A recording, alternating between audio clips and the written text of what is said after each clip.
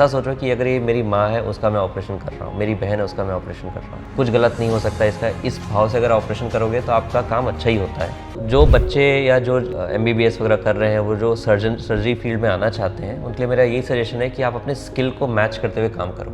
आपने 1000 सर्जरी की है, 1000 से ज़्यादा काउंट नहीं हो सकता। 1,20,000 कमाने के लिए कौन सा डॉक्टर कमा सकता है? देखिए, हमारे प्रोफेसर से पूछे आपकी सैलरी कितनी, बोली मेरे 1,20,000, 1,10,000। बोले पूरी सैलरी डाल दूंगा तो यहाँ का घर क्या लेके जाऊँगा। अभी आपकी करंट फेवरेट कार कौन सी है? स्टिल मेरे पास जो है वो फोर्ड मस्टैंग, वही मेरी फेवरेट है। डर और जो भरोसा है उनको संभालना क्या ज़्यादा मुश्किल है? मरीजों को समझाना मुश्किल काम नहीं है, मरीजों से डील करना भी मुश्किल काम नहीं है, जब तक आप ईमानदार हैं, है ना। आप ऐसे एक्सपेक्ट मत करो कि रायपुर के तो सारे डॉक्टर अच्छे हैं, लेकिन रायपुर में अच्छे डॉक्टर नहीं है बोलना ही खराब है। पार्टनर का सेम प्रोफेशन में होना कितना हेल्पफुल होता है? बहुत ज़रूरी नहीं है सेम प्रोफेशन हो, एक अंडरस्टैंडिंग पार्टनर होना बहुत ज़रूरी है। इसके अलावा और कोई टिप्स? अच्छी डाइट होनी चाहिए, कोई प्रेशर, स्ट्रेस? बिना मरीज को नुकसान पहुंचाए उसके टारगेट को ठीक कर देना, ये एक कुशल एंडोस्कोपिक स्पाइन सर्जन का काम होता है। एंडोस्कोपिक स्पाइन सर्जरी जो दूसरे शहरों में 3 से 4 लाख रुपए में होती है, हम उसको 1 लाख या 1 लाख के आसपास तक में कर पाते हैं। पूरे इंडिया से मरीजों को केटर करते हैं। बहुत से लोग तो ऐसे बहुत गरीब रहते हैं जो 1 लाख भी नहीं खर्च कर पाते। महीने के 4-5 मरीजों का हम फ्री में भी इलाज करते हैं। आज का यूथ फोन पे घुसा हुआ है, लैपटॉप हमारा डेली वर्क रूटीन में है, बैठे रहते घंटों। ऐसा रख के देख रहा हूँ तो मेरी गर्दन पूरी झुक गई है ऐसे नीचे, और पूरे सर का वेट मेरे गर्दन पे नीचे आ रहा है, और अगर लंबे समय तक रहेगा तो मेरी मसल थक जाएगी। अगर आप में स्किल है, आपको मालूम है कि दुनिया का कोई डॉक्टर इससे अच्छा नहीं कर सकता था, और आपने वो जॉब किया है, उसके बावजूद भी ठीक नहीं हो रहा, तो कोई स्ट्रेस ही नहीं है।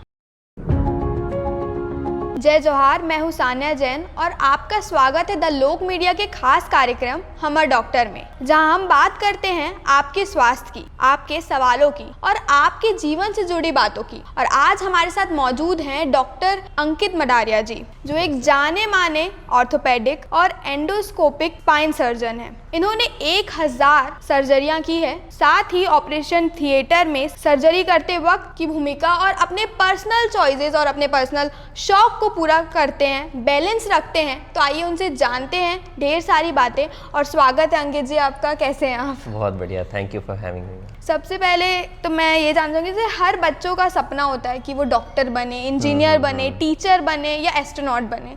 ऐसे में क्या डॉक्टर बनना आपके बचपन का सपना था या बचपन में कोई और सपना देखा था? बचपन में मैं पायलट बनना चाहता था। अच्छा। क्या होता है कि हमको जब तक एक्सपोजर ही नहीं होता है दुनिया का, तो हमको लगता है कि जो चीज़ सबसे ग्लैमरस है मुझे वो बनना है। हाँ। तो आपको लगता है कि पायलट तो एक ही होता है, पूरे फ्लाइट क्रू आप देखे होंगे, एक पायलट पूरी फ्लाइट को उड़ा रहा है, वही पूरे 100-200 लोग को लेके जा रहा है, वो आएगा तब चलेगी फ्लाइट। तो एक ग्लैमर बना रहता है बचपन में, तो आपको देख के लगता था ये अचीवेबल है, मैं बनूंगा। फिर समय के साथ समझ में आया कि हमारी स्किल्स उससे शायद मैच नहीं करती है, हमारे पेरेंट्स जो काम करते हैं उस फील्ड में, इसलिए फिर मैं डॉक्टर बनने में आया। लेकिन मैं डॉक्टरी भी इस फील्ड में किया, मैं ऑर्थोपेडिक सर्जन हूँ और खासकर स्पाइन सर्जन हूँ, तो इसमें हमारा काम टेक्निकल बहुत ज़्यादा रहता है। ये रटने का काम नहीं है, याद रखने का काम नहीं है, ये स्किल बेस्ड काम है। तो जैसे एक पायलट प्लेन स्किल बेस पे उड़ाता है, वो याद नहीं रखता, रटता नहीं है, तो वो शायद मेरे दिमाग में स्किल रही होगी। तो मेरी जो सर्जरीज भी है वो स्किल बेस्ड ज़्यादा है। हमारा काम रटने का, याद रखने का बहुत कम होता है, एंड अपनी स्किल्स के ऊपर काम ज़्यादा रहता है। तो जो ऑर्थोपेडिक और जो एंडोस्कोपिक स्पाइन सर्जन है, इसको सरल भाषा में हमारे व्यूअर्स को समझाइए, होता क्या है? सो बेसिकली स्पाइन सर्जरी करने के लिए 2 प्रकार के डॉक्टर स्पाइन सर्जरी कर सकते हैं। एक तो होते हैं न्यूरो सर्जन और एक होते हैं ऑर्थोपेडिक स्पाइन सर्जन। आप दोनों फील्ड से जाकर के स्पाइन सर्जरी कर सकते हैं। इसमें भी आगे बढ़ने के लिए कि मिनिमली इन्वेजिव, मतलब बिना मरीज को नुकसान पहुंचाए उसके टारगेट को ठीक कर देना, ये एक कुशल एंडोस्कोपिक स्पाइन सर्जन का काम होता है। एंडोस्कोपिक स्पाइन सर्जन मतलब नाम में ही लिखा है कि आप एंडोस्कोप द्वारा करते हैं। एंडोस्कोप एक डिवाइस होता है जिसके द्वारा आप शरीर के अंदर जा करके देख सकते हैं, उसके द्वारा काम कर सकते हैं। तो अगर आप उस मशीन का इस्तेमाल करते हुए आपकी सर्जरीज कर रहे हैं, जो आप शायद ओपन करके करते थे, उसी को बिना खोले आप अंदर जा करके काम कर सकते हैं। सारा चीज़ वही रहता है, जो अंदर जाके काम करना है वो तो एग्जैक्ट सेम रहता है, पर आपने कुछ काटा नहीं, कुछ फाड़ा नहीं, कुछ डैमेज नहीं किया, सिर्फ जो बीमारी थी उसको ठीक किया और बाहर आ गए। तो ये एक एंडोस्कोपिक स्पाइन सर्जन का काम होता है। तो ये सर्जरी कितनी सुरक्षित होती है और इसका रिकवरी टाइम कितना होता है? सो एंडोस्कोपिक स्पाइन सर्जरी में सेफ्टी फैक्टर बहुत हाई है, क्योंकि इसमें मैग्नीफिकेशन बहुत ज़्यादा है। जो चीज़ आपको अच्छे से दिखेगी आप उसको डैमेज नहीं कर सकते, है ना। अगर जो चीज़ आपको दिख ही नहीं रही है, जो चीज़ इतनी बारीक है कि आपकी नज़र में नहीं आ रही, तो हो सकता है वो आपसे गलती से कट जाए। जैसे कि स्पाइनल नर्व्स होती हैं, कई बार वो दिख नहीं रही होती क्योंकि इतनी ब्लड होती है और वो मैग्नीफिकेशन आपको नहीं मिल पाता है। एंडोस्कोप की मदद से वही चीज़ हमको स्क्रीन में, बड़ी स्क्रीन में बड़ा बड़ा दिखता है। तो टेक्नोलॉजी की वजह से वो सेफ हो गया है। ऐसा नहीं है कि आप काट नहीं सकते, आप डैमेज नहीं कर सकते, ऐसा नहीं है। टेक्नोलॉजी ने आपको एनेबल किया है कि एक अच्छा डॉक्टर अच्छी सर्जरी कर सकता है ना। तो एंडोस्कोपिक सर्जरी बहुत सेफ है क्योंकि आपको मैग्नीफिकेशन बहुत मिलता है। दूसरी, उसकी रिकवरी बहुत फास्ट होती है। यूजुअली हमारे पेशेंट को जो हम ऑपरेशन करते हैं, स्लिप डिस्क या शायटिका के पेशेंट हैं, यूजुअली 2 घंटे में वो चलने लग जाते हैं। ये अनइमेजिनेबल है किसी भी ओपन सर्जरी में। मैं खुद अगर ओपन करूँगा आज तो मैं बोल ही नहीं सकता मेरा मरीज़ चलो 2 घंटे में चल के दिखाओ, क्योंकि मैंने इतना कुछ काटा है, इतना ब्लड लॉस हुआ है, इतने मसल फाड़ के अलग कर दिए हैं, फिर से वापस सीधा। तो जो चीज़ मैंने डैमेज की उसको तो 5-10 दिन तो लगेगा ठीक होने में। एंडोस्कोप में हम वो कुछ भी नहीं करते, हम सीधा टारगेट तक पहुँचे, वहाँ पे जो बीमारी थी उसको करेक्ट किए, नर्व्स को कोई डैमेज नहीं होता और वापस आ जाते हैं। आपने इसकी पढ़ाई की, क्या इसकी स्पेशल कोई पढ़ाई होती है या रायपुर में ही आपने सीखा? नहीं मैम, एंडोस्कोपिक स्पाइन सर्जरी एक बहुत इवॉल्विंग फील्ड है अभी। इसमें बहुत से कम डॉक्टर हैं जो अच्छा काम कर रहे हैं और ये हर साल नया बदलते रहता है। तो इसके लिए पढ़ाई करना एक बहुत बड़ा पार्ट होता है सेल्फ स्टडी का, कि आपको ऐसे डॉक्टर्स के वीडियोस देखने पड़ते हैं, उनकी बुक्स खरीद के पढ़नी पड़ती है। और ये सेल्फ स्टडी बहुत ज़्यादा होती है। 80% सेल्फ स्टडी होता है, 20% होता है उन डॉक्टर्स के आप पास जाके उनको सर्जरी करते हुए देखेंगे और उनके इक्विपमेंट्स खरीदेंगे। जब तक आप सब चीज़ मैच नहीं करते तो ये संभव नहीं हो पाता है। तो आपको होमवर्क खुद करना पड़ता है, फिर ऐसे सर्जन्स के बाद विजिट करके उनकी सर्जरीज देख के, उसको जिसको फेलोशिप कहते हैं, कुछ फेलोशिप्स होती है जो 1-2 हफ्ते की होती है, कुछ 6-6 महीने की और कुछ 3 साल की भी होती है। तो डिपेंडिंग ऑन आपकी स्किल कितनी, आप जितने जल्दी सीख सकते हैं, आप ऐसे फेलोशिप ज्वाइन करके आप एक एंडोस्कोपिक स्पाइन सर्जन बन सकते हैं। जब आप होमवर्क की बात की तो हमारा घर भी बहुत प्रभावित करता है हमारे प्रोफेशन में, तो पेरेंट्स का सपोर्ट कैसा रहा है, फैमिली बैकग्राउंड कितना ज़रूरी है? देखिए, ज़रूरी तो बहुत है कि आपको एक स्टेबल घर मिले, है ना, आपके घर में कोई कलेश ना करे, है ना। कलेश का मतलब कि आपको सुबह उठ के नाश्ता मिल जाए, आप काम पे जाएं, वापस आए तो खाना मिल जाए, हमको इतना ही चाहिए होता है, इससे ज़्यादा कुछ नहीं। आप परेशान कोई ना करें। तो बेसिकली आपका फैमिली सपोर्ट बहुत ज़रूरी है कि आपको आपके जर्नी में सपोर्ट करें। जैसे मेरी वाइफ है तो वो खुद एक डॉक्टर होते हुए मुझे समझ सकती, लेकिन जब मेरी नई शादी हुई थी तो उनको समझ में नहीं आता था कि तुम दिन भर तो हॉस्पिटल में रहते हो तो शादी क्यों किए बोलती थी। तो ये एक अंडरस्टैंडिंग डेवलप होना बहुत ज़रूरी है कि मेरी रिस्पॉन्सिबिलिटी समाज के लिए बहुत ज़्यादा है, परिवार के लिए है, लेकिन मेरे परिवार अगर मुझे सपोर्ट नहीं करेगा तो मैं समाज के लिए भी कुछ नहीं कर सकता हूँ। मैम भी डॉक्टर है, हाँ, वो भी डेंटिस्ट है, तो ऐसे में पार्टनर का सेम प्रोफेशन में होना कितना हेल्पफुल होता है? बहुत हेल्पफुल है सेम प्रोफेशन में होना, लेकिन ज़रूरी नहीं है कि सेम प्रोफेशन में रहे। कभी कभी हमको ब्रेक भी चाहिए होता है। सेम प्रोफेशन वालों के साथ तो दिन भर हैं, घर जाके भी वही मिल गए। बहुत ज़रूरी नहीं है सेम प्रोफेशन हो, एक अंडरस्टैंडिंग पार्टनर होना बहुत ज़रूरी है। अंडरस्टैंडिंग का मतलब है कि किसी भी प्रोफेशन का हो, लेकिन अगर आप ये बात समझ सकता है, आपका दर्द देख सकता है, क्योंकि आप ऐसे प्रोफेशन में काम कर सकते हो जहाँ हर दिन हरियाली नहीं होती।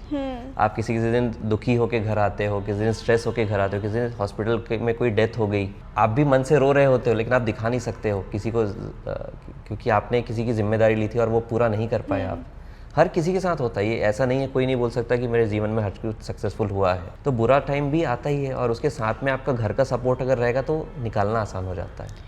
एज अ सर्जन क्या क्या चुनौती रहती है, मतलब क्या चुनौतियाँ आती है आपको फेस करना होता है किसी मरीज़ का इलाज करना, उनकी बॉडी का, या फिर उनके डर और जो भरोसा है उनको संभालना, क्या ज़्यादा मुश्किल है? एज अ सर्जन सबसे पहला जो मुश्किल काम आता है वो स्किल एक्वायर करना है, क्योंकि आप जब तक आप उतने कुशल नहीं हैं कि आप उसको अच्छे से ठीक कर सकते हैं तो सब कुछ मुश्किलें लगती है। उसके परिवार को समझाना भी मुश्किल लगेगा, मरीज़ को मनाना भी मुश्किल लगेगा, उनसे पैसे लेना भी मुश्किल लगेगा।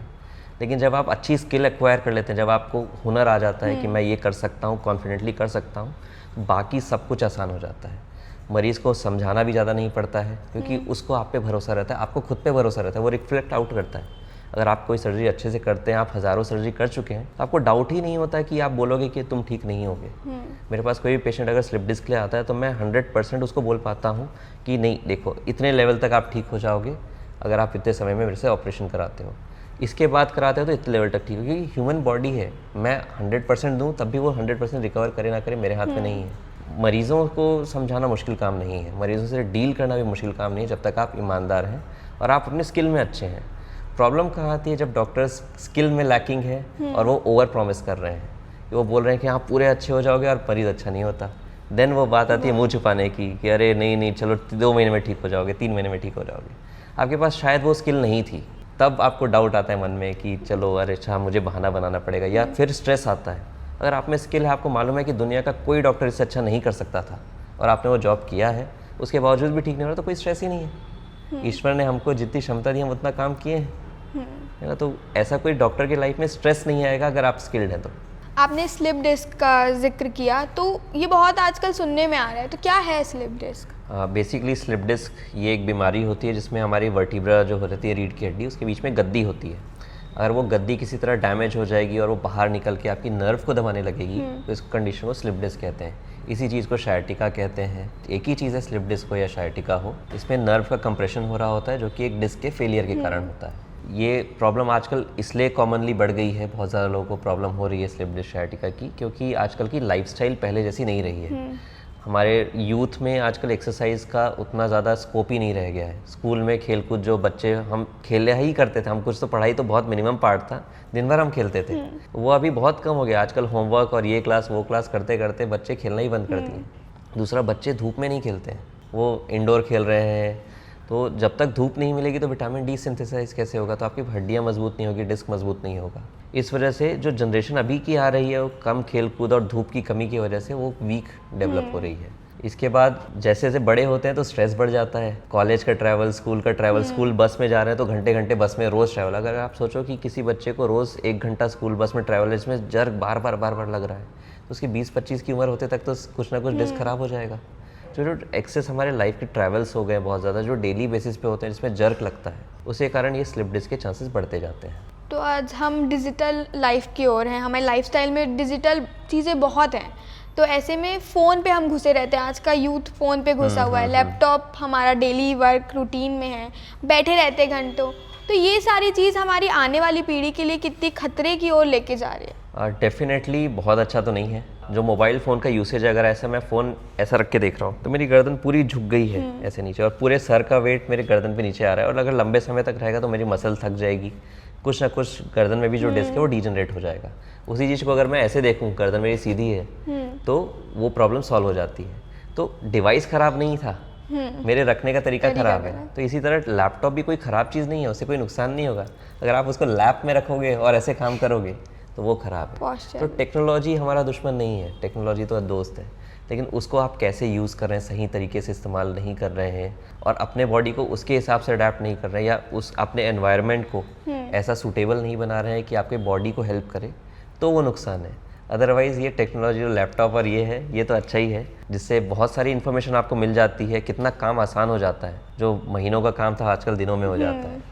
तो टेक्नोलॉजी ख़राब नहीं है, उसका यूज़ आप अच्छे से करें तो अच्छा है। आज यूथ में बैक पेन बहुत कॉमन हो गया, तो इसका क्या कारण है और कैसे इसको रोका जाए? बैक पेन का सबसे बड़ा कारण है गलत पोस्चर। हम अगर स्लाउच करके बैठते हैं, ऐसा गलत पोस्चर पे हैं, तो बैक पेन डेफिनेटली कभी ना कभी आपको होगा। इसके अलावा सिर्फ पोस्चर नहीं है, आपकी एक्सरसाइज की कमी सबसे बड़ी एक चीज़ होती है। कि मैं अगर 10 लोग को रैंडमली किसी क्लास में पूछूं कि आप में से कितने लोगों ने आज वर्कआउट किया, तो हार्डली 1 या 2 निकलेंगे।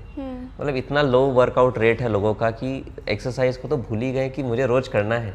जैसे मैं रोज़ उसके ब्रश करता हूँ, वैसे ही रोज़ उसके एक्सरसाइज करना एक नियम होना चाहिए, जो कि है ही नहीं। और ये रियलिटी है, ये ऐसा नहीं कि मैं किसी को ब्लेम कर रहा हूँ, ये इन जनरल वर्ल्ड वाइड ये सोसाइटी का है तरीका कि बहुत कम लोग वर्कआउट करते हैं, बहुत कम लोग जिम जाते हैं, बहुत कम लोग योगा करते हैं। हमको शर्म आनी चाहिए कि हमारा देश योगा का बनाया है, लेकिन फॉरेन में ज़्यादा पॉपुलर हो गया है। लेकिन अभी कुछ सालों से इंडिया में बहुत ज़्यादा पॉपुलर हो रहा है। मैं खुद योगा करता हूँ और उससे मुझे बहुत रिलीफ मिलता है, क्योंकि काम तो सबको करना है। मैं ऐसा नहीं कह सकता कि आप ट्रैवल मत करो, आप वो लैपटॉप पे काम मत करो, मोबाइल पे काम मत करो, बट उसके साथ साथ आप योगा, एक्सरसाइज, वर्कआउट और प्रोटीन इंटेक अपने डाइट में रहना चाहिए। तो ये सब चीज़ से बैक पेन नहीं होगा।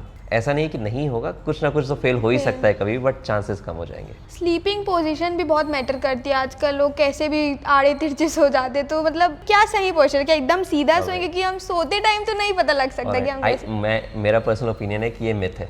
अच्छा, मिथ है ना, ये मेरा पर्सनल ओपिनियन है, ये मिथ है, क्योंकि कोई कंट्रोल नहीं कर सकता कि आप कैसे सोते हैं। आप भी नहीं कर सकते, कोई नहीं कर सकता। तो जो चीज़ हमारे हाथ में नहीं है उसके पीछे भागने का कोई मतलब नहीं है।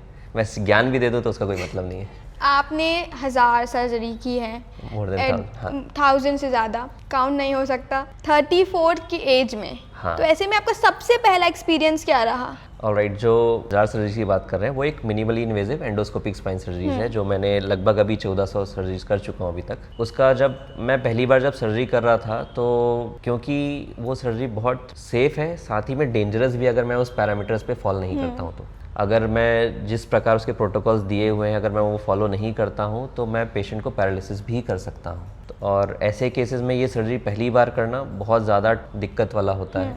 ये सर्जरी कराने के लिए ज़रूरी नहीं है कि कोई टीचर आपके बाजू में खड़ा है, चलो बेटा करो, मैं देख रहा हूँ, है ना। ये सर्जरीज ऐसी हैं जो पहली बार आप खुद कर रहे हैं, कोई सुपरविजन नहीं है, आपने पढ़ा है, आपने लोगों को करते हुए देखा है, आपने डेड बॉडीज़ में भी की है सर्जरी, लेकिन एक लाइव पर्सन जीता जागता जो आप पे भरोसा करके लेटा है कि डॉक्टर साहब आप बहुत अच्छे हैं, आप मेरे को ठीक कर देंगे, और वो आपकी पहली सर्जरी है। तो एक बहुत बड़ा प्रेशर होता है जिसके कारण कई बार ऑपरेशन के पहले हाथों में पसीने आना, हमारे हार्ट रेट बढ़ना बहुत कॉमन है। जब भी कोई ऐसे डिफिकल्ट हम सर्जरी करते हैं, कोई भी करता है, तो बहुत डिफ़िकल्ट हो जाता है अपने आप को काम रखना, लेकिन बहुत ज़रूरी है कि आप अपना वो टेम्परामेंट ना लूज़ करें, आप सही से सर्जरी करें। और एक बार वो सर्जरी अच्छी हो जाती है तो बहुत बड़ा बूस्ट आ जाता है आपके कॉन्फिडेंस में, और एक सर्जरी से 100 सर्जरी से 1000 फिर 1500 तक पहुंचना वो काम आसान होता है। पहला स्टेप बहुत डिफिकल्ट होता है। और हम भी इंसान हैं, ऐसा नहीं है कि मैं मेंटली स्ट्रांग हूँ या मैं कोई दूसरा आदमी हूँ, एक सर्जन हूँ तो कुछ कर सकता हूँ। डर मुझे भी लगता है, किसी का जीवन मेरे हाथ में है उसका डर बहुत ज़्यादा रहता है कि मेरे से कुछ भी 1 मिलीमीटर भी गलती नहीं हो सकती। तो ये high risk high demand job है मैम, तो पार्ट ऑफ लाइफ है। और अगर मैं ये काम नहीं करूँगा तो हो सकता है मैं जो जीवन में चाहता हूँ अचीव करना वो नहीं कर पाऊँगा, तो करना पड़ता ही है। सर्जरी के बाद जब जो पेशेंट होता है उसके आंखों में राहत जो दिखती है उसको कैसे महसूस करते हैं, क्या होता है आपके लिए? ये जो फीलिंग है ना मैम, वो शायद ही दुनिया में कोई और महसूस करता है। जो खुशी हम रोज़ महसूस करते हैं, रोज़ शायद 2-3 बार महसूस करते हैं, तो ये हैप्पीनेस का फीलिंग ही इतना अच्छा होता है कि मैं भले ही रोज़ करता हूँ, लेकिन रोज़ एक नए मरीज़ को ठीक होते देखना कि मेरे कारण इसका जीवन सुधर गया, मेरे कारण इस परिवार का जीवन सुधर गया। क्योंकि इंडिया में एक मरीज़ नहीं है, मैं 1000 लोगों का ऑपरेशन किया तो 1000 परिवार की ज़िंदगी सुधारा है मैंने। किसी के पिता है, किसी की माँ है, किसी का बच्चा है, वो पूरा फैमिली उसमें इन्वॉल्व हो जाता है उसको ठीक करने की। मेरा बच्चा चल नहीं पा रहा है, मेरे पापा चल नहीं पा रहे हैं, मेरी माँ बिस्तर से नहीं उठ नहीं पाती है, उस चीज़ को ठीक करके दे देना।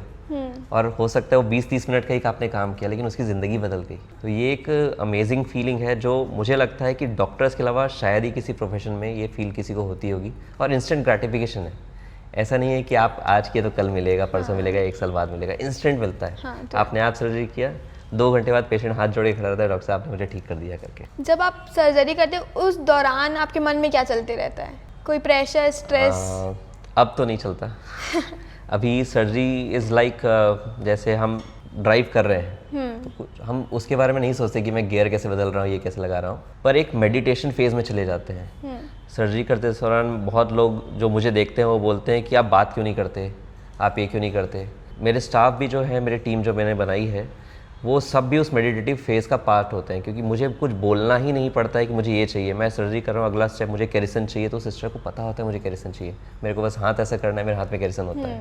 और कभी कभार कुछ बोलना पड़ता है, but usually it's very calm meditative phase कि वो 20-30 मिनट कैसे बीत जाते हैं पता नहीं चलता। कभी कभी लंबी सर्जरीज होती है जो 5-6 घंटा चलती है, उसमें भी पता नहीं चलता कि मैं कब 8 बजे चालू किया था, कब अब 2 बज गए हैं, कोई भूख नहीं लग रही, कोई प्यास नहीं लग रही, किसी को बाथरूम नहीं जाना है। तो वो पूरा लाइफ एक वहाँ पे सारी दुनिया की सारी प्रॉब्लम्स खत्म हो जाती है जब आप एक सर्जरी कर रहे होते हैं। और एक आइडियल सर्जन को ऐसे ही होना चाहिए, उसको दुनिया का पता ही नहीं रहता है क्या हो रहा है। मेरे अराउंड सब अंधेरा छा गया है, मैं बस ये कर रहा हूँ, मुझे कुछ नहीं दिख रहा, मेरे कितने पेशेंट बाहर बैठे हैं मुझे नहीं पता, मुझे कोई मतलब नहीं है, कोई वेट कर रहा है मेरे लिए। तो आइडियली यही होना चाहिए। अगर आपके दिमाग में चल रहा है कि मेरी OPD का टाइम हो गया, मुझे यहाँ भी जाना है, वहाँ भी जाना है, देन वो आपकी सर्जरीज को अफेक्ट करता है। अगर आप कुछ नहीं सोच रहे हैं, सिर्फ इस पेशेंट को मुझे बेस्ट टू बेस्ट रिजल्ट देना है, वो बेस्ट सर्जरी होती है। मतलब काम होना बहुत ज़रूरी है। बहुत ज़रूरी कि कोई आपको डिस्टर्बेंस नहीं होना चाहिए। आपको आगे काम की चिंता नहीं होनी चाहिए, आपको इसके बाद क्या करना है कोई चिंता नहीं होनी चाहिए। आपको जो कर रहे हैं ये मुझे अच्छे से ख़त्म करना है, ईश्वर ने मुझसे ये काम करवा रहा है, ईश्वर का हाथ है मेरे साथ, तो वो ईश्वर काम कराते जाता है, उसमें कोई चिंता ही नहीं है। फिर डॉक्टर एक ऐसे हमारे लिए इमोशन है, लाइक हम भारत में भगवान से कंपेयर करते हैं, भगवान मानते हैं डॉक्टर को, बट डॉक्टर भी इंसान होते हैं, उनकी अपनी पर्सनल चॉइसेस होती है। ऐसे में आप कैसे मैनेज करते हैं अपने प्रोफेशनल लाइफ को भी, और साथ में जो आपका शौक है, कारों के प्रति आपका स्नेह प्यार देखा गया आपके सोशल मीडिया पे मैंने देखा, तो कैसे दोनों को बैलेंस रखते हैं? मैम, मैं जो भी हूँ अपने प्रोफेशन के कारण हूँ। सो मेरा पहला प्रायोरिटी हमेशा मेरा प्रोफेशन रहता है कि वो काम पूरे ख़त्म हो जाए, एक बार मैं दिन उसका ख़त्म कर लूँ फिर मैं कुछ कर सकता हूँ। तो लेकिन मेरे प्रोफेशनल ग्रोथ के पीछे भी मैं बोलूँगा मेरे पर्सनल नीड्स एक बहुत बड़ा रोल रहा है। मैंने जो कार, अभी आप जिसकी बात करें, एक फोर्ड मस्टैंग है, मैंने 2021 में ख़रीदी थी। उस समय इसको ख़रीदने के पीछे की बहुत बड़ी माइंडसेट रही थी, जिसके कारण मैं ये कितना अच्छा डॉक्टर बन पाया। तो मैं अगर चाहेंगे तो मैं स्टोरी सुनाता हूँ। ज़रूर। कि 2016 में जब मैं अपना पोस्ट ग्रेजुएशन कर रहा था, तब ये कार लॉन्च हुई थी इंडिया में, फोर्ड मस्टैंग। तो हमने लॉन्च देखा, यूट्यूब में वीडियो देखा, तो ऐसा लगा कि यार 65-70 लाख की स्पोर्ट्स कार आती है क्या? हम तो सुने थे 1 करोड़ के ऊपर आती है। तो देखा एक 65-70 लाख की कार है। बोला यार हम तो उस समय बाइक, मोटरसाइकिल या कार चलाते थे 3-4 लाख वाली। तो 65-70 लाख कमाने के लिए क्या करना पड़ता है? तो बैकग्राउंड में आए 65-70 लाख तो नहीं कमा सकते अभी। चलो ये हो गया। चलो फिर देखे, अच्छा लोन तो मिल जाता होगा। EMI कितनी पड़ती है?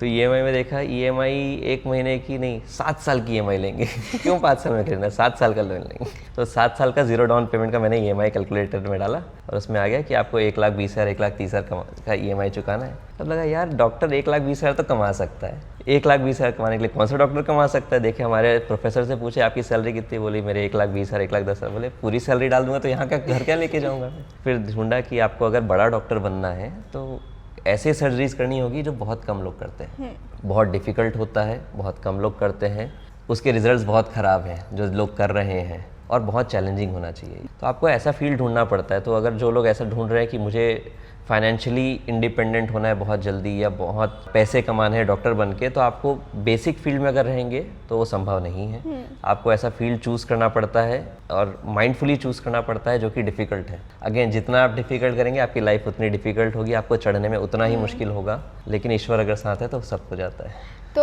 अभी आपकी करंट फेवरेट कार कौन सी है? स्टिल मेरे पास जो है वो फोर्ड मस्टैंग, वही मेरी फेवरेट है। अच्छा। और फ्यूचर में कौन सी लेना चाहेंगे, और कि अभी इसी में सेटिस्फाइड है? देखिए, जो भी एक कार एंथुजियास्ट है उसको पता होगा, या बोले ना बोले, उसको हमेशा एक जीवन में एक पोर्शन 911 चाहिए होती अच्छा। है ना। That is an ultimate sports car, या बोल सकते हैं जो पिछले 50-60 सालों से टॉप पे रही है 911। तो वो मैं लेना चाहूँगा, पर फिलहाल अभी तो मेरी इच्छा में नहीं है, क्योंकि जीवन में जैसे जैसे हम बढ़ते जाते हैं ना, वो शौक ख़त्म हो जाते हैं और आपके दूसरे शौक आ जाते हैं। तो कार का शौक अभी यहीं तक सीमित है, आगे पता नहीं जो जीवन आगे ले जाए। पर कार का मुझे शौक इस प्रकार रहा है कि मैंने अपनी कार को बहुत सारे मॉडिफिकेशंस करते गए समय के साथ में, जो शायद लोग मुझे बोलते हैं कि आप डॉक्टर हो कि इंजीनियर हो, कार खोल के बैठ जाते हो जब देखते हो। मैंने अपनी कार को, जो फैक्ट्री से आती है वो 400 हॉर्स पावर की रहती है, धीरे धीरे रिसर्च कर करके पार्ट्स खरीद के उसको हमने 1000 हॉर्स पावर तक ले गए। तो एक अभी मेरा एक रील वायरल हुआ था, 1000 हॉर्स पावर एंड 1000 सर्जरीज। तो वो उसी का इंस्पिरेशन था, वो 1000 सर्जरीज जैसे मैंने क्रॉस की तो एक नंबर था कि मुझे अपनी कार को 1000 ले जाना है, एंड उसके लिए क्या करना पड़ेगा। तो वो 6-7 महीने की रिसर्च के बाद मुझे 3 साल लग गए उसको बनाने में। तो इट्स बिल्ड प्रोसेस होता है, अमेरिका से हमको पार्ट मंगाने पड़ते हैं, उस पार्ट को इंस्टॉल करना पड़ता है, पहले पढ़ना पड़ता है कि करता कैसे है। तब धीरे धीरे पढ़ाई करते करते एज अ हॉबी मैं कार मैकेनिक भी बन गया हूँ। तो मतलब डॉक्टर प्रोफेशन माना जाता है कि बच्चे इंटेलिजेंट होंगे तो ही डॉक्टर बनेंगे। हाँ। क्या ये ट्रू है? ये ट्रू है। तो आप कैसे, मतलब पढ़ाई में बचपन से ही टॉपर रहे हैं? नहीं, इंटेलिजेंस का जो मापदंड है वो हमारे स्कूल का सिस्टम, जो एजुकेशन सिस्टम है, वो ज़रूरी नहीं वो आपको एक्यूरेटली डिटरमाइन कर पाए कि ये इंटेलिजेंट है कि नहीं है। स्कूल में मैं हमेशा से टॉपर नहीं रहा था, कभी कभी तो मैं लास्ट सेकंड भी आया हूँ, है ना। लेकिन वो उस समय आया था जब वो सब्जेक्ट मेरे पसंद के नहीं थे। मुझे लगता ही नहीं था इस चीज़ की वैल्यू मेरे पढ़ाई में या जीवन में कुछ है ही। जैसे geography, history, literature, English, Hindi मेरे पसंद के सब्जेक्ट नहीं है, तो मैं वो पढ़ ही नहीं पाता था। मैं अभी भी हिंदी अच्छे से लिख नहीं पाता हूँ, मेरी बहुत बड़ी कमी है, मुझे शर्म आती है। लेकिन जैसे साइंस, मैथमेटिक्स और ये सब आने लगा, फिजिक्स, केमिस्ट्री, वो मेरे अच्छे सब्जेक्ट थे, वो मैं अच्छे लॉजिकली, क्योंकि हर का ब्रेन अलग तरीके से डेवलप्ड है। कोई अगर जर्नलिस्टिक फील्ड में है तो वो लिटरेचर में अच्छा है, वो लिखने पढ़ने में अच्छा है। अगर आप उसको बोलोगे ये मैथमेटिक्स सॉल्व करके देखा तभी तो इंटेलिजेंट है, ये बहुत गलत मापदंड है किसी को बोलने का कि ये बच्चा इंटेलिजेंट है कि ये नहीं है। हर बच्चा इंटेलिजेंट है, उसकी फील्ड सही होनी चाहिए। तो मेरी फील्ड जैसे मुझे मिली 11th-12th में, तो मैं अच्छे मार्क्स लाने लग गया। मैंने अपने पहले अटेम्प्ट में PMT निकाल लिया, क्रैक किया। इंडिया में मेरा 2000 रैंक कुछ ऑल इंडिया आया था, जहाँ मेरे कॉलेज में सिलेक्शन हुआ, मैं 4th रैंक में मैं सिलेक्ट हुआ। अगर मेरे चॉइस का मुझे चीज़ दोगे तो मैं अच्छा कर सकता हूँ, वो हर बच्चे के साथ है। और आप उसको गलत फील्ड में, जैसे मेरे दोस्त हैं कुछ जिनके पेरेंट्स डॉक्टर थे, उन्होंने अपने बच्चे को डोनेशन देके डॉक्टर बनाने के लिए फील्ड में डाल दिया। अब वो लड़का हो सकता है गाने में अच्छा था, हो सकता है लिखने में अच्छा था, हो सकता है ड्राइंग में अच्छा था, और आपने उसको डॉक्टर बना दिया, तो वो कहाँ से सक्सेसफुल डॉक्टर बनेगा? वो तो अभी भी रोता रहेगा कि यार ये फील्ड बहुत ख़राब है, ये मरीज मेरे दिमाग खा जाते हैं, सुबह से रात क्वेश्चन पूछते रहते हैं। और मैं वही सी फील्ड में मैं मुझे बहुत अच्छा लगता है, मैं दिन भर जवाब देने को तैयार हूँ, मैं तुम्हारे सारे सवाल का जवाब दूंगा, मेरे से जो पूछना है पूछो, मरीजों के साथ घिरा रहूँगा, क्योंकि ये मेरे फील्ड ऑफ इंटरेस्ट में आता है। तो इंटेलिजेंस किसी को बोलना कि ये आप इंटेलिजेंट हो तभी डॉक्टर बन सकते हो, ये सही नहीं है। सबसे ज़रूरी है कि आपका दिमाग उस वायरिंग में होना चाहिए कि आप ट्रबल शूट कर सकते हो कि नहीं, आप याद कर सकते हो कि नहीं। और डॉक्टर में भी बहुत सारी फील्ड होती है, कुछ फील्ड होती है जिसमें आपको मेमोरी बेस्ड होता है, जैसे मेडिसिन हो गया या पीडियाट्रिक्स हो गया, इसमें आपको बहुत सारी दवाइयाँ, उसके रिएक्शन, उसके इंटरेक्शन आपको याद रखने हैं। तो उसमें आपको ऐसे डॉक्टर्स चाहिए उसकी जिसकी इंटेलिजेंस तो साथ में मेमोरी बहुत अच्छी हो। मैं जिस फील्ड से आता हूँ उसमें मेमोरी का बहुत काम नहीं है, तो हमको बहुत ज़्यादा याद नहीं रखना होता है। It's skill based job. आपको हड्डी के एंगल्स पता होने चाहिए, कैसे स्क्रू डालते हैं पता होना चाहिए, कैसे रॉड लगाते हैं पता होना चाहिए। टेक्निकल जॉब है, जैसे मैकेनिक्स एक कार को जो बनाता है वैसे हम बॉडी को बनाते हैं। तो एक बहुत टेक्निकल जॉब है, इसीलिए मैंने ये फील्ड चूज़ की। मैं ऑर्थोपेडिक में और ऑर्थोपेडिक में भी स्पाइन में गया क्योंकि ट्रबल शूटिंग ब्रांच है ये। अगर ट्रबल शूटिंग का मतलब क्या होता है, कोई चीज़ नॉर्मल चलती थी अब नहीं चल रही है, तो आप ढूंढते हो कि क्या क्या चीज़ इसमें से खराब हो सकती है जो नहीं चलेगी। स्पाइन सर्जरी में वही चीज़ होता है, हम ढूंढते हैं कि ये नर्व यहाँ को सप्लाई करती थी, ये काम नहीं कर रही है, तो कहाँ कहाँ खराब हो सकती है। तो ये कमर में खराब हो सकती है, पैर में जा रही थी तब खराब हो सकती है, ब्रेन में खराब हो सकती है। तो एक अच्छे स्पाइन सर्जन का काम यही होता है कि कहाँ पे नस दब रही है उसको ढूंढ निकालना, ढूंढने के बाद में उसको कैसे सेफली ठीक कर सकता है वो ठीक करना।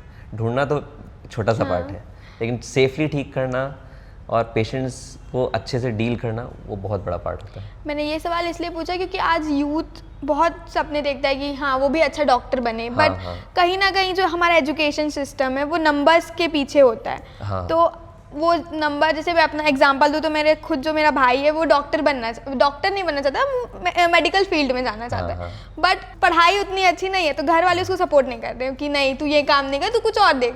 तो वो मन में आ जाता है। तो ये मतलब कैसे अपना मन बना के रखें? देखिए, जीवन ये गेम है मैम, गेम है, गेम के नियम होते हैं। आप ये नहीं बोल सकते मैं अच्छा हूँ मेरे लिए नियम तोड़ो, है ना। तो आपको उस नियम में चलना पड़ेगा, आपको वो जो पसंद नहीं वही करना पड़ेगा। किसको पसंद है सुबह उठ के दौड़ने जाना? नहीं पसंद। किसको पसंद है भारी भारी 30-30 किलो के वजन उठाना? नहीं पसंद। तो सक्सेसफुल तो वही हो रहा है ना जो जिसको पसंद नहीं वही कर रहा है। मुझे रटना पसंद नहीं था लेकिन मैं MBBS में रट के निकाला हूँ, क्योंकि जो रट के आसानी से कर लेते थे वो नहीं कर पाते थे। लेकिन मुझे पसंद नहीं है, मेरे दिमाग के विपरीत जा रहा है वो, लेकिन मैं फिर भी करता था। जीवन में वो सक्सेसफुल वही होता है जो उसके पसंद का नहीं है तब भी वो कर रहा है। अगर कोई पढ़ाई में अच्छा नहीं है तो ये बोलना सही नहीं है कि अच्छा नहीं है, वो हो सकता है वो एफर्ट नहीं लगा रहा। एक डॉक्टर अच्छा वही होगा जो एफर्ट लगा सकता है। उसका दिमाग कम ज़्यादा हो तो चलेगा, लेकिन वो एफर्ट लगाना चाहिए कि आपने कोशिश तो करनी चाहिए। ये होता है अच्छा डॉक्टर की। हम बात करें रायपुर की, अगर हेल्थ सेक्टर हमारा उतना एडवांस नहीं है कंपैरेटिवली बाकी स्टेट से, आप गलत हैं। तो ऐसे में मतलब जो हमारा जो माइंडसेट है बेसिकली, ये पॉइंट मैं बोलना चाह रहा था। माइंडसेट जो है कि रायपुर में नहीं मुंबई पे इलाज करा लेते हैं। ये जो माइंडसेट मैं चाह रहा था आप अपने शब्दों में बोलेंगे। ये माइंडसेट क्या होता है? कांकेर का मरीज रायपुर आएगा, रायपुर का मरीज मुंबई जाएगा, मुंबई का मरीज अमेरिका जाएगा। ये माइंडसेट है, माइंडसेट है, इसको आप नहीं बदल सकते। आप हेल्थ सेक्टर कितना भी अच्छा कर दो, नहीं बदल सकते आप। ये माइंडसेट है। आप इसके लिए यही कर सकते हो कि आप अपने काम का वीडियो बनाएं, मरीजों को दिखाएं, देखो भैया ये मेरा अस्पताल है, ये मैं हूँ, मैं ऐसे बात करता हूँ, मैं ऐसा काम करता हूँ, मेरी सर्जरी की वीडियो यहाँ पे है, ये मेरे पेशेंट के रिजल्ट है। मरीज अमेरिका छोड़ के रायपुर आ जाएगा अगर उसको आप ये दिखा रहे हो तो, है ना। तो ऐसे में मतलब रायपुर में अभी कितनी अपॉर्चुनिटीज बढ़ गई है, जो हमारे ही लोग हैं जो समझते हैं कि नहीं रायपुर में नहीं है इतना अच्छा, हमको बाहर जाके इलाज कराना। नहीं, रायपुर का देखिए बहुत सी चीज़ें होती है जो कुछ लोगों के खराब एक्सपीरियंस हुए हैं, जिसके कारण लोगों की माइंडसेट बन जाती है, उसको इमीडिएटली चेंज नहीं किया जा सकता। और ऐसा नहीं है कि हर डॉक्टर अच्छा है ना। आप ऐसा एक्सपेक्ट मत करो कि रायपुर के तो सारे डॉक्टर अच्छे हैं, लेकिन रायपुर में अच्छे डॉक्टर नहीं है बोलना ही खराब है ना। रायपुर में आपको डॉक्टर ऑब्वियसली ढूंढना पड़ेगा। दूसरी बात क्या होती है, मुंबई जाके डॉक्टर अच्छा होगा ये किसका भरोसा है? जैसे रायपुर में आपको उतने अच्छे डॉक्टर नहीं मिल पा रहे, अगर मुंबई जाके भी हो सकता है कि आपने सब पार डॉक्टर ही चूज कर लिया और आपके रिजल्ट फिर से इन्फीरियर आ गए। तो जगह से कोई फर्क नहीं पड़ता, हमारे पास टेक्नोलॉजी वही है। मैं जो इक्विपमेंट यूज़ करता हूँ वो जर्मनी में, अमेरिका में वही यूज़ होता है। तो आप बोल ही नहीं सकते कि मेरी सर्जरी अमेरिका या जर्मनी से कुछ भी एक लेवल पे भी इन्फीरियर है। हमारे रिजल्ट भी उनसे इन्फीरियर नहीं है, हमारे इन्फेक्शन रेट इन्फीरियर नहीं है, कॉम्प्लिकेशन रेट इन्फीरियर नहीं है। तो हम जब वर्ल्ड क्लास काम रायपुर में कर रहे हैं तो उसको दिखाना चाहिए और ये सोचना ही नहीं है। ये बस माइंडसेट है और माइंडसेट बदलने में समय लगता है। जब बहुत सारे अच्छे डॉक्टर आएंगे यहाँ पे और वो अपने आप को सोशल मीडिया या किसी तरह से बताएंगे कि मैं ये काम कर रहा हूँ और सच्चे मन से बताएंगे। आपको बहुत ऑनेस्ट होना पड़ता है कि मेरी स्किल सेट यही है। मैं ऐसा नहीं करूँगा कि अमेरिका में डॉक्टर पैर इतने लंबे करते हैं मैं भी कर दूंगा, मेरी स्किल सेट नहीं है वो, मेरे पास इम्प्लांट नहीं है वो। लेकिन जितना मैं कर सकता हूँ, मैं अगर सच्चे मन से मरीजों को बता सकता हूँ किसी भी माध्यम से, अगर वो आके मेरे को देख सकता है, मैं अपने मरीजों से मिलवा सकता हूँ। यूजुअली क्या होता है, कई बार पेशेंट अपने OPD के मरीजों को भर्ती वाले मरीजों से मिलने नहीं देना चाहते, क्योंकि वो नहीं चाहते कि मेरे खराब रिजल्ट वो देख ले। मेरे साथ उल्टा है, मैं तो बोलता हूँ कि अच्छा आपको ये सर्जरी करानी है, ये मरीज भर्ती है, अभी 2 दिन पहले इसका हुआ है, 3 दिन पहले इसका है, 4 दिन पहले इसका, जाओ सबको मिल के आओ।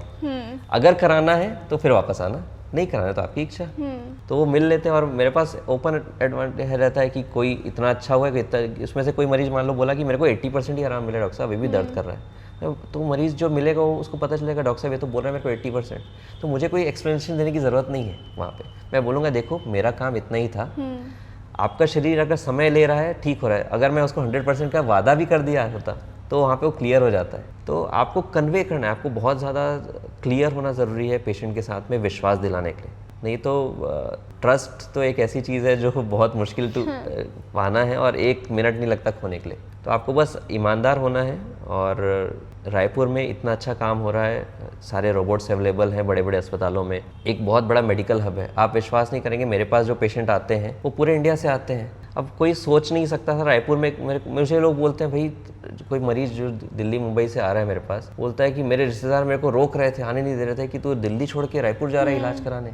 शहर का जो मानसिकता बन गया लोगों, वो माइंडसेट है, और जब तक आप उसको बाहर बोल के नहीं निकालेंगे कि मैं अच्छा काम कर रहा हूँ, वो नहीं निकलेगा। तो सोशल मीडिया पे आना ज़रूरी है सबका। तो आज की युवा पीढ़ी को आप कोई ऐसी टिप्स देना चाहेंगे जिससे वो अपनी जो स्पाइन की हेल्थ है उसको वो अपनी रोज़मर्रा की ज़िंदगी में अपना के ठीक रख सके, ध्यान दे सके? अगर सिर्फ एक टिप चाहेंगे तो वो योगा करना है। अगर कोई भी यूथ है, कोई खर्च नहीं लगता योगा करने में। आप मोबाइल के सामने यूट्यूब में कोई भी योगा चैनल खोल लीजिए, एक योगा का वीडियो देखिए, साथ साथ फॉलो करिए, 15 से 20 मिनट फॉलो करिए। ऐसा हो ही नहीं सकता कि आपको बेहतर महसूस नहीं होगा, इम्पॉसिबल है ना। तो योगा और इसके अलावा और कोई टिप्स? अच्छी डाइट होनी चाहिए। अपने खाने को, जैसे हम अपनी गाड़ी में केरोसिन तो नहीं डालते हैं, अच्छा पेट्रोल डलाते हैं, अच्छे पंप से डलाना बोलते हैं, तो हमारे खाने में कुछ भी नहीं लेना चाहिए। हमारा बॉडी हमारा सबसे बड़ा इंजन है समझिए, उसको जो आप जैसा फ्यूल देंगे वो वैसा चलेगा। तो अच्छा खाना लेना चाहिए। खाने में भी जो पर्सनली मैं तो प्रोसेस्ड फूड नहीं खाता हूँ ज़्यादा, मतलब मैं बाहर का खाना पूरी तरह अवॉइड करता हूँ, मैं सिर्फ घर में खाना खाता हूँ। लेकिन सबके लिए पॉसिबल नहीं होगा, जो बाहर रह रहे हैं, हॉस्टल में रह रहे हैं, मैगी वगैरह खाना पड़ता है, ठीक है मैं समझ सकता हूँ। जितना हो सके फ्रूट्स खाएं, जितना हो सके हेल्दी खाएं। हर किसी की लाइफस्टाइल में ज़रूरी नहीं है कि उसके पास पैसे हो कि वो अच्छा खाना खा सके, पर जितना बन सके, जितना आपको परमिट करता हो वो अच्छा खाना खाना चाहिए। सो जो ये आप सर्जरी करते हैं, स्पाइन सर्जरी, ये एक स्पेशलाइज्ड प्रोफेशन है। इसमें हमारा रायपुर आज इतना एडवांस हो गया इसको लेके, तो ये कितना ज़्यादा इम्पैक्टफुल है। साथ ही आप जो इलाज करते हैं वो कम फ़ी चार्ज करके करते हैं, हाँ। तो इसका कितना प्रभाव पड़ता है? स्पाइन सर्जरी मैम देखा जाए तो थोड़ा कॉस्टली अफेयर हमेशा से रहा है, क्योंकि इसमें बहुत सारे इक्विपमेंट यूज़ होते हैं, इम्प्लांट्स यूज़ होते हैं, हॉस्पिटल में एडमिट बहुत लंबा रहना पड़ता है। तो इसको जब हमने देखा कि इसको कैसे अच्छी क्वालिटी में किया जाए और सस्ता किया जाए, तो उसके पीछे यही हमको दिखा कि आपको एक तो पेशेंट का हॉस्पिटल में स्टे को कम करना पड़ेगा। वो तभी कम होगा जब मरीज़ 1-2 दिन में ठीक हो पा रहा है, तो उससे आप उसका हॉस्पिटल रेंट कम कर सकते हैं। सेकेंडली हम जो एंडोस्कोपिक सर्जरीज करते हैं तो उसमें जो हम सामान इस्तेमाल करते हैं वो बेस्ट ग्रेड का होता है, लेकिन उसके अलावा बाकी खर्चे जो होते हैं हम एडवर्टाइजमेंट्स पे सेव करते हैं, हम मार्केटिंग पे, बाकी प्रमोशंस पे सेव करते हैं, और हम अपने बहुत लीन एंड थिन मशीन जैसा वर्क करते हैं, जैसे कि बहुत ज़्यादा स्टाफ उसके पीछे नहीं लगता हमको। तो इस प्रकार हम जो एंडोस्कोपिक स्पाइन सर्जरी जो दूसरे शहरों में 3 से 4 लाख रुपए में होती है, हम उसको 1 लाख या 1 लाख के आसपास तक में कर पाते हैं। तो इसके लिए बहुत सारा समय लगा कि हमको ढूंढना पड़ा, ट्रायल करना पड़ा कि क्या चीज़ काम करती है क्या नहीं करती है।